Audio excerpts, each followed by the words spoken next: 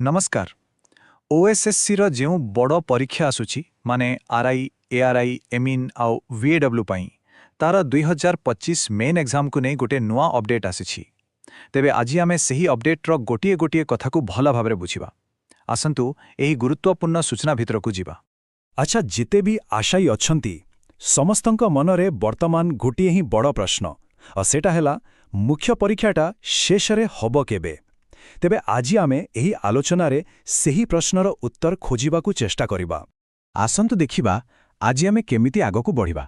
आमे एही पूरा अपडेट को चारिटा भागरे बुझिबा। प्रथमे नियुक्ति प्रक्रिया उपरे टिके नजर पकेइबा, तापरे सबुटु गुरुत्वपूर्ण कथा संभावित परीक्षा तारीख, तापरे परीक्षा पद्धति रे कोन बदलिछि आ शेषरे आशायी मानक पई कोन मुख्य कथा रहिला सेटा देखिबा। ठीक अछि, तेबे आमे हमरो प्रथम भाग को आसीबा। एठी आमे देखिबा जे एही नियुक्ति प्रक्रियाटी कोन आ एही जो अपडेट आसीछि ताहा केउ पर्याय पई लागू हेबो।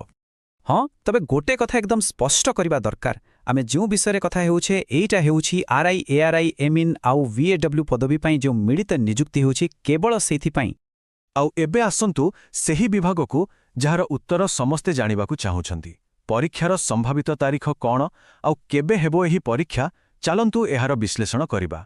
देखंतु एठारे सबुठु गुरुत्वपूर्ण कथा हला कोनोसी गोटिए फिक्स्ड तारीखा बोधवे मिलिबनी। माने गोटे निर्दिष्ट दिनरे परीक्षा हेबो बोली भाबिबा ठीक नहे।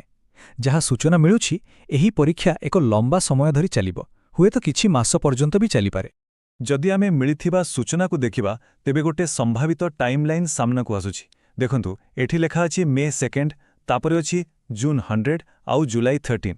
एगुड़िक टिके रहस्यमय लागुछि नुहे कि, किंतु सबुठारु स्पष्ट संकेत मिलुछि शेषरे अगस्ट सेप्टेम्बर अक्टोबर एही 3 मास उपरे बारंबार फोकस करा जाउछि। तेबे प्रश्न उठुछि ए जून 100 आउ जुलाई 123 रो प्रकृत अर्थ कोन होई पारे।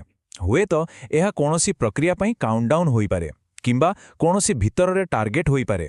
जदियो एहा पूरा स्पष्ट नुहे, किंतु गोटे कथा बुझा पड़ुछि जे परीक्षा पूर्वरु जून आउ जुलाई मासरे किछना किछि गुरुत्वपूर्ण काम हेबो। जेते भी संकेत मिलुछि से सबु भितरे गोटे कथा बारंबार आसुछि और सेइटा हेला अगस्ट सेप्टेम्बर अक्टोबर। एई 3 मासर ना को जेमते बारंबार कुहा जाउछि सेथिरु एकदम स्पष्ट लागुछि जे मुख्य परीक्षा पई एई समय को ही टार्गेट करा जाउछि।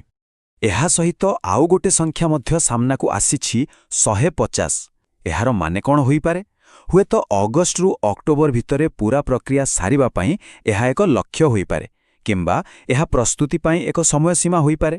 କାରଣ ଯାହା ବି ହେଉ ଏହି 150 ଦିନର ସଂକେତ ବି ସେହି ଅଗଷ୍ଟ ଅକ୍ଟୋବର ୱିଣ୍ଡୋକୁ ହିଁ ଆହୁରି ମଜବୁତ କରୁଛି। ठीक अछि, तेबे परीक्षा केबे हेबो से विषय तो गोटे धारणा मिलीगला, किंतु एतिकेरे कथा सरीनी।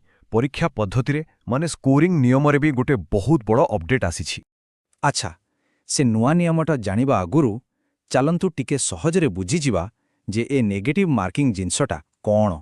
सीधा कथा हेला, जदि कोनोसी प्रश्नर उत्तर भूल हेला तेबे ठीक उत्तर मिलिथिबा मोट नंबर रु किछि नंबर काटी दिया जिवो। बस एतिकी। ଆଉ ଏଇ ଦେଖନ୍ତୁ, ଏହି ସ୍ଲାଇଡ୍ରେ ସବୁକିଛି ପାଣି ଭଳି ସଫା ହେଇଯାଉଛି। ଯାହା ସୂଚନା ମିଳିଛି ସେହି ଅନୁସାରେ ଇଂରେଜୀ ପେପରରେ ନେଗେଟିଭ୍ ମାର୍କିଂ ରହିବାକୁ ଯାଉଛି ଆଉ ପ୍ରତି ଭୁଲ ଉତ୍ତର ପାଇଁ କଟିବ 0.25 ମାର୍କ।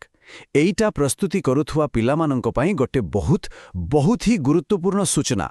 ठीक अछि, तेबे एते सब आलोचना परे मूल कथाटा कोन रहिला।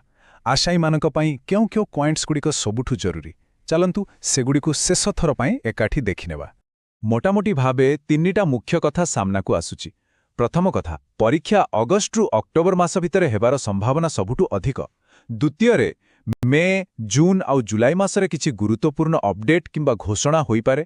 आउ तृतीय एवं सबुठु गुरुत्वपूर्ण कथा हेला इंग्राजी पेपर रे प्रति भूल पई 0.25 मार्क कटिबो। तेबे एही सबु सूचना एबे सामना रे अछि। तारीखर एक संभावना मिलिछि, नेगेटिव मार्किंग कथा भी जणा पड़िछि।